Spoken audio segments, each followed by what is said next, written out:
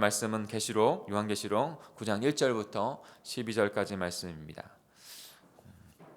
노트 페이지는 52페이지가 되겠죠? 52페이지 노트로 같이 묵상하시면 더 좋을 것 같습니다. 요한계시록 9장 1절부터 12절까지 우리 한 절씩 교독하겠습니다.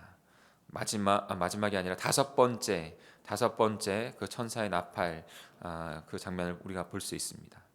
제가 먼저 1절에 있습니다. 다섯째 천사가 나팔을 불 때 내가 보니 하늘에서 땅으로 떨어진 별 하나가 있는데 그 별에게 무저갱의 열쇠가 주어졌습니다. 큰 용광로에서 내뿜는 연기와 같은 것이 솟아올라 해와 하늘이 그 연기로 어두워졌습니다. 그리고 그 연기 속에서 정갈처럼 쏘는 권세를 받은 메뚜기 떼가 나와 온 땅에 퍼졌습니다. 메뚜기 떼는 땅의 모든 풀과 나무는 해치지 말고 다만 이마에 하나님의 도장이 찍히지 않는 사람들만 해치라는 지시를 받았습니다. 그러나 그들을 죽이지는 못하게 하고 5달 동안 괴롭히기만 하게 하시는데 그 메뚜기 떼가 주는 아픔은 정갈이 쏠 때와 같은 아픔이었습니다. 그 기간에는 사람들이 죽음을 구하여도 얻지 못하고 죽고 싶어도 죽음이 그들을 피할 것입니다. 그 메뚜기 떼의 모양은 전쟁 준비를 한 말들 같고 머리에는 금관 같은 것을 썼으며 얼굴은 사람과 같았습니다. 또 여자처럼 긴 머리털이 있고 이빨은 사자의 이빨과 같았으며 가슴에는 철 가슴바지 같은 것이 있었습니다. 그리고 그 메뚜기 떼의 날개 소리는 많은 전차와 말들이 전쟁터로 달려가는 소리 같았습니다. 또 그것들을 정갈처럼 꼬리와 가시가 있었으며 그 꼬리에는 5달 동안 사람들을 괴롭히는 힘이 있었습니다. 그 메뚜기 떼에게는 무저갱의 천사라는 왕이 있었는데 그 왕의 이름은 히브리어로 아바돈이며 그리스어로는 아볼로온이었습니다. 이제 첫째 재난은 지나갔으나 아직도 2가지 재난이 더 닥쳐올 것입니다. 아멘. 1절부터 12절까지 긴 절이 바로 다섯째 나팔 그 심판의 내용들입니다. 어떤 내용들이 있는지 다시 한번 읽으시면서 묵상하시면서 하나님의 뜻을 깨닫겠습니다.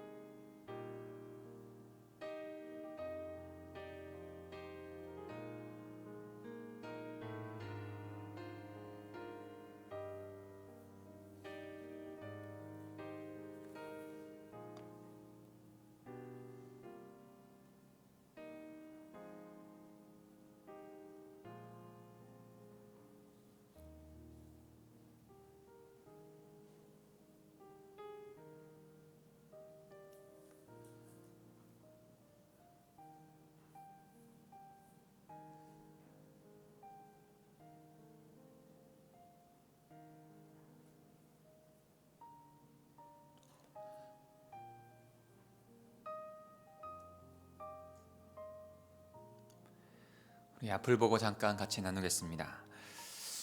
마지막 날 하나님의 심판은 삼중, 바로 인본과 나팔과 대접으로, 그리고 각각 7번씩 나누어서 이루어지고 있습니다. 완전하고 위대한 승리를 주시는 그 하나님의 나라를 완성하시는 그 하나님의 마지막 심판의 모습, 하나님 나라를 이루어 가시는 모습을 우리는 볼 수 있는 것이죠. 계속적으로 반복해서 말씀드리지만 심판에 대한 내용들은 그저 그리스도인들에게, 믿는 자들에게 두려워할 만한 내용이 아니라, 물론 오늘 보면 굉장히 두려운 무시무시한 이야기가 있습니다. 그런 내용들이 앞으로 더 점진적으로 우리는 보게 됩니다. 그러나 그 내용들만 있는 것이 아니라 더 중요한 것은, 더 중요하게 바라봐야 할 것은 그 가운데에서 하나님께서 위대한 승리를 하나님의 백성들에게 완성해 가고 계시다는 것입니다. 그 부분을, 그 위대한 승리를 바라볼 수 있는 저와 여러분이 되어야 합니다. 오늘 5번째 그 나팔 심판의 부분들을 봅니다.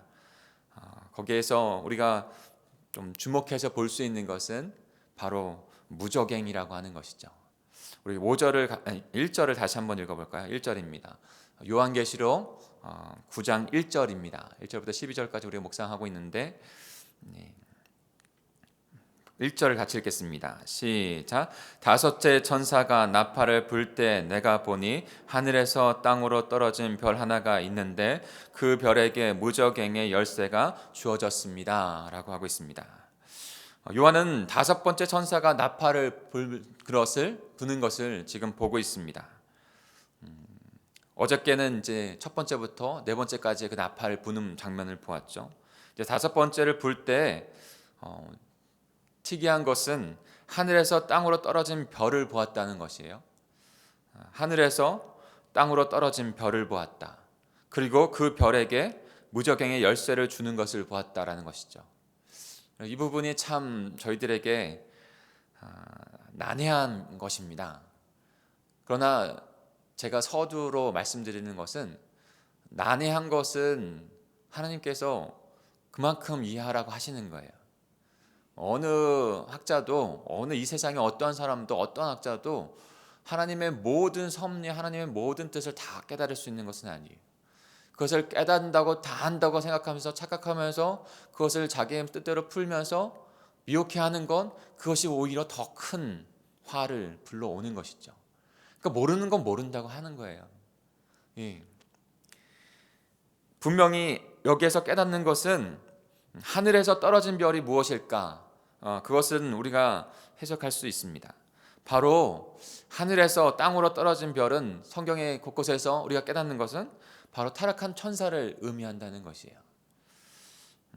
11절 같이 읽어볼까요? 오늘 본문 11절입니다. 시작. 그 메뚜기 떼에게는 무저갱의 천사라는 왕이 있었는데 그 왕의 이름은 히브리어로 아바돈이며 그리스어로는 아볼루온이었습니다. 네. 이제 그 5번째 그 심판은 메뚜기 떼와 같은 그런 도구를 통해서 하나님께서 심판하시는데, 그들에게 왕이 있다는 거예요. 근데 그들의 이름은 히브리어로는 아바돈이고 헬라어로는 아볼루온이에요. 다시 말하면, 이것을 풀어 말하면 파괴자라는 뜻입니다. 파괴자. 그러니까 그 별을, 그 타락한 천사, 그 무저갱에 갇혀 있던 천사 사단을 의미하는 것이죠. 그런데 그 사단에게 열쇠를 주셨다는 거예요. 무저갱의 열쇠를. 이 부분이 우리가 잘 이해할 수 없어요. 그러나 분명하게 선포할 수 있는 것은 하나님께서 주권적으로 그 모든 역사를 이루어 가신다는 거예요.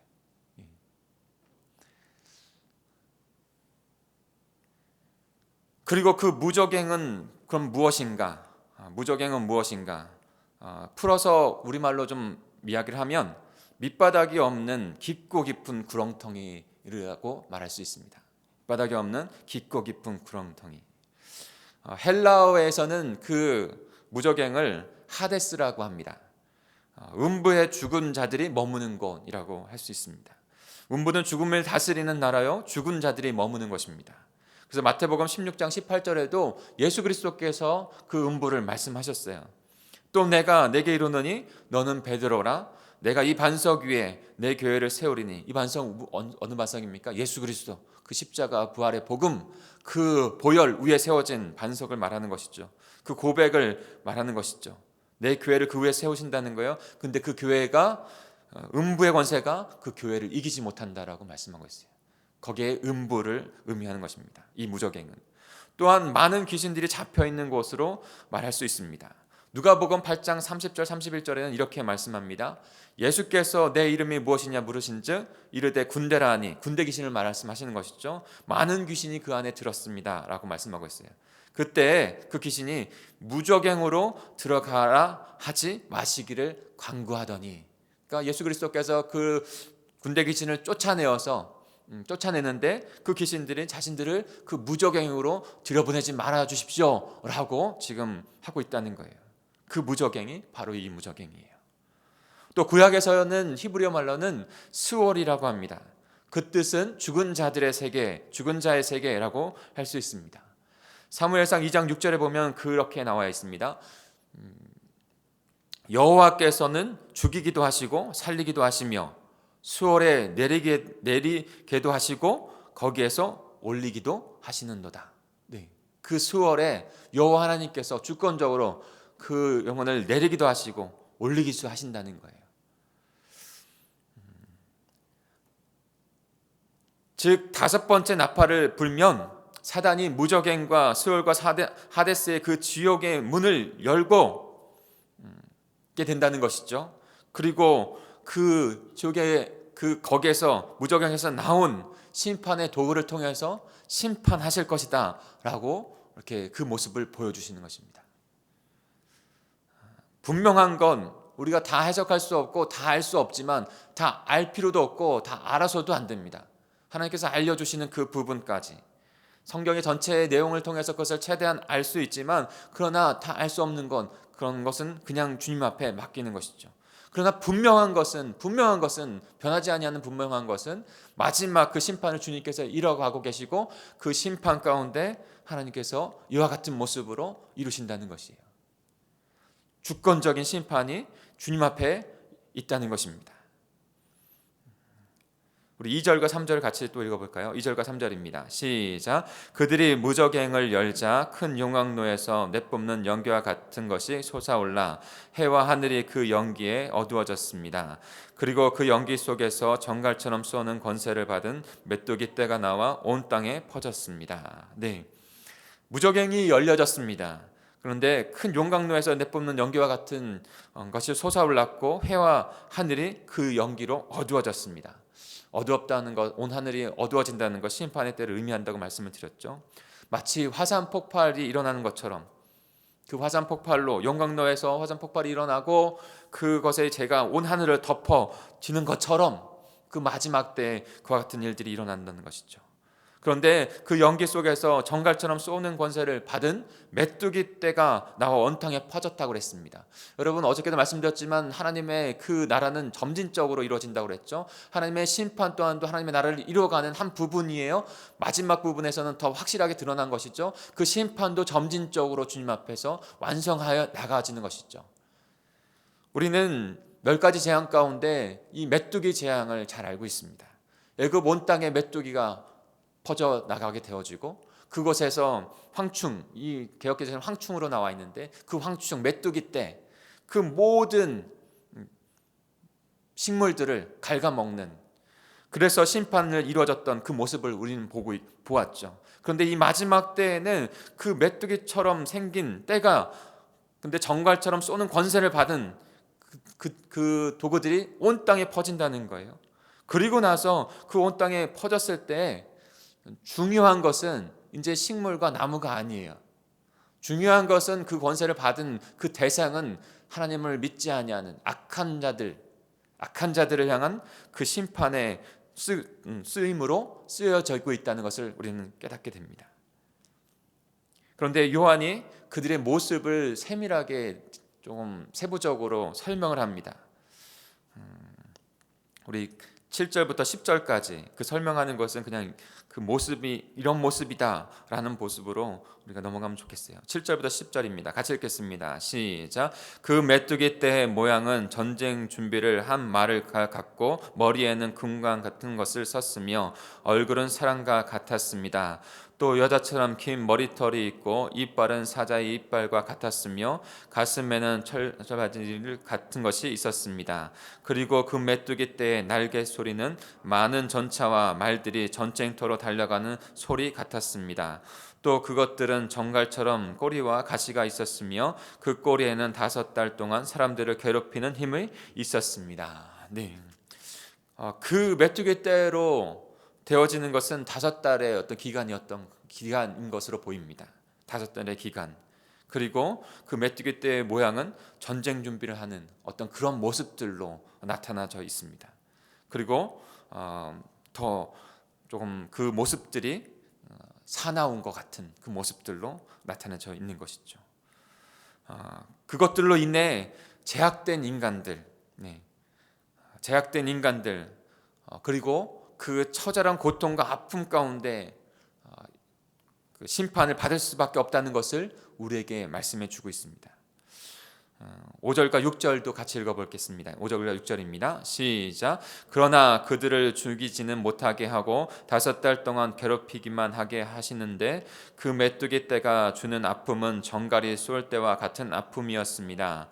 그 기간에는 사람들이 죽음을 구하여도 얻지 못하고 죽고 싶어도 죽음이 그들을 피해야 할 것입니다. 네.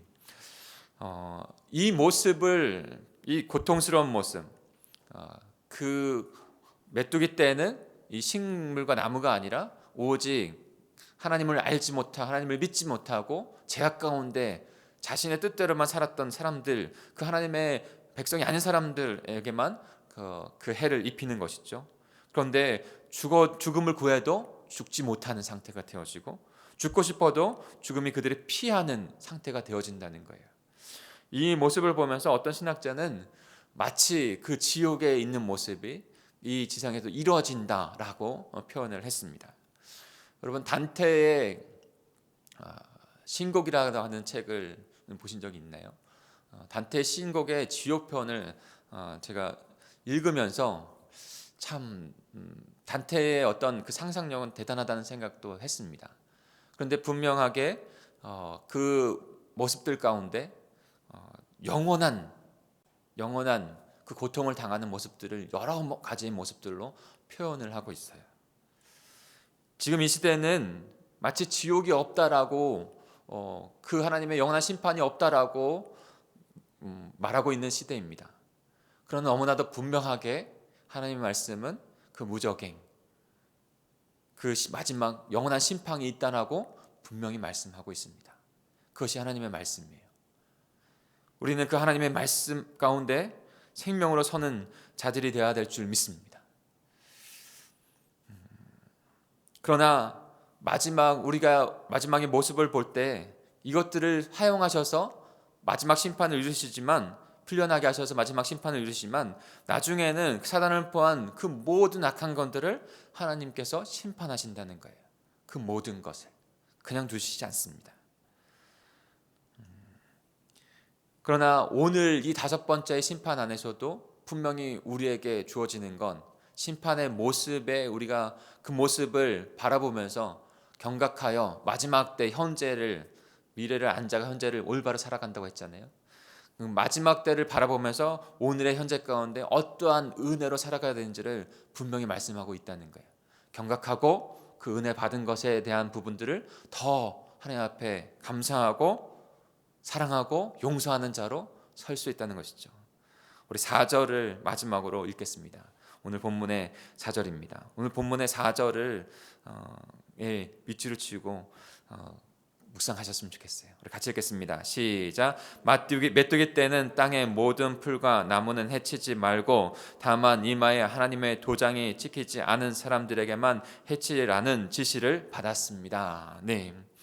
그런데 이 메뚜기 떼에게 지시하는 것은 풀과 나무는 해치지 말고 이마에 도장이 찍히지 않은 자들을 백성에게만 이 심판의 때를 이루라고 지시를 하신 것이죠.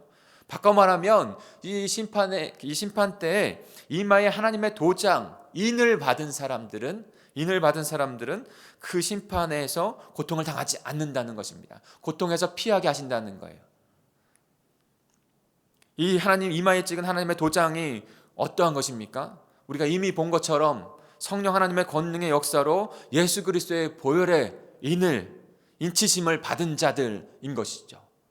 예수 그리스도의 보혈의 인치심을 받은 자들, 성령의 권능을 통해서. 지난번에 말씀드렸지만 출애굽 당시에 그 어린 양의 보혈의 피로 이스라엘 백성의 그 문설주에, 집의 문설주에 발려졌을 때 어둠의 사자가 그것을 지나쳐서, 죽음의 사자가 그날 지나쳐서 이스라엘 백성들을 구원한 것처럼 이 마지막 때에 점진적으로 말씀드렸죠. 심판의 점진성을 가지면서 더 극심한 심판을 가지면서 예수 그리스도의 그 보혈의 인치심을 받은 자들은 이 심판 가운데서 구원함을 받은 것입니다. 로마서 8장 37절은 이렇게 말씀하고 있습니다. 그러나 이 모든 일에 우리를 사랑하시는 이로 말미암아 우리가 넉넉히 이기느니라.